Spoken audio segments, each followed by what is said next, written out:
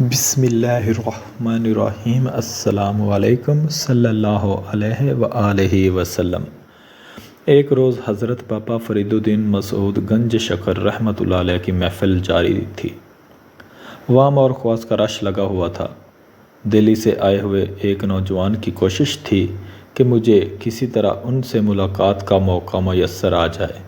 انہیں قبلہ بابا صاحب رحمۃ اللہ علیہ کے بھائی حضرت شیخ نجیب الدین متوکل رحمۃ اللہ علیہ نے بھیجا تھا، جو کہ اس وقت دہلی کے ابدال تھے، تاکہ بابا صاحب رحمۃ اللہ علیہ اس نوجوان کو قاضی کے عہدے کی تعیناتی کے لیے بادشاہ کے نام سفارشی رکا لکھ دیں۔ نوجوان کا نام سید محمد تھا، جو کہ بدایوں شہر کے ایک بخاری گھرانے سے تعلق رکھتے تھے۔ وہ رش کی وجہ سے محفل خاص کے داخلی حصے تک ہی پہنچ سکے تھے۔ ابھی اس کشمکش میں ہی تھے کہ بابا صاحب سرکار رحمۃ اللہ علیہ نے آواز دی کہ نظام الدین اندر آ جاؤ۔ آواز سن کے وہ ادھر ادھر دیکھنے لگ گئے کہ نہ جانے کس کو بلایا ہے۔ بابا صاحب سرکار رحمۃ اللہ علیہ نے ان کی طرف متوجہ ہو کے فرمایا کہ تم ہی نظام الدین ہو، اندر آ جاؤ۔ یہ محبوب الہی حضرت خواجہ سید محمد نظام الدین اولیاء بخاری رحمۃ اللہ علیہ کی اپنے آقا و مرشد کی خدمت میں پہلی حاضری تھی۔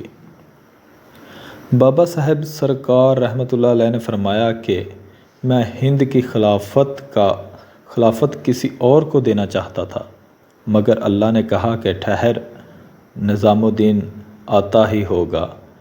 پھر بابا صاحب سرکار رحمۃ اللہ علیہ نے یہ شعر ارشاد فرمایا کہ اے آتش فراقت دل ہا کباب کردہ، سیلاب اشتیاقت جاں ہا خراب کردہ۔ مفہوم ہے کہ تیری جدائی کی آگ نے دل کو کباب جیسا کر دیا ہے، اور تیرے ملنے کے شوق کے سیلاب نے میری جان کو ہلاک کر رکھا ہے۔ پھر بابا فرید الدین گنج شکر رحمۃ اللہ علیہ نے ان کا نام تبدیل کرنے کے بعد رہتی دنیا تک ان پر فیوز و برکات کے خزانوں کے منہ کھول دیے۔ اب تک سرکار بابا صاحب رحمۃ اللہ علیہ کے پاس پہلے بزرگوں کی جو امانتیں تھیں اور تبرکات موجود تھے، وہ باطنی نعمتوں کے ساتھ ان کے حوالے کر دیے۔ آپ پر اس سارے واقعے کی ایک سحر اور دہشت والی کیفیت پوری طرح طاری ہو چکی تھی، جس کا اندازہ بابا صاحب سرکار رحمۃ اللہ علیہ نے بخوبی محسوس کرتے ہوئے فرمایا کہ ہر نئے آنے والے کے لیے اس طرح کی دہشت ہوتی ہے۔